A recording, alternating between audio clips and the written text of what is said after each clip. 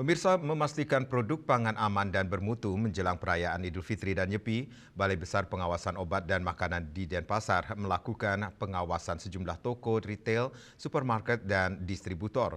Sasaran pengawasan adalah pangan tanpa izin edar atau TIE, kedaluarsa, rusak seperti kemasan penyok, kaleng berkarat, dan lain-lain.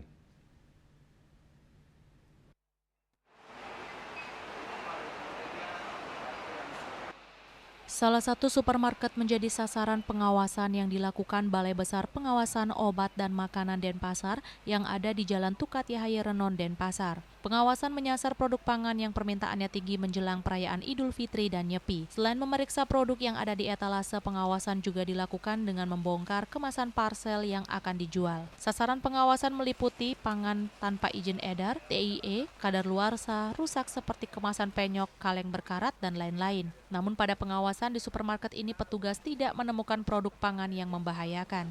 Produk pangannya yang nanti apakah ada izin edarnya, kemudian mungkin produk-produk yang rusak yang perlu kita perhatikan. Rusak itu mungkin expirednya masih panjang, masih ada, tetapi ternyata misalnya produk kalengnya penyok, kemudian kemasannya mungkin sudah nggak baik dan sebagainya, seperti itu.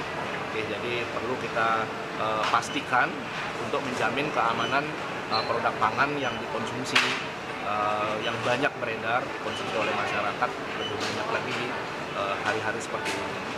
Pengawasan jelang 2 hari besar keagamaan nasional ini dilaksanakan mulai tanggal 18 Februari hingga 17 Maret 2026 dengan sasaran sarana peredaran pangan, importir, distributor, toko, grosir, supermarket, hypermarket, pasar tradisional, serta para pembuat dan atau penjual parsel. Target pengawasan dititik beratkan pada bagian hulu rantai peredaran produk pangan. Rai Swantara, Bali TV.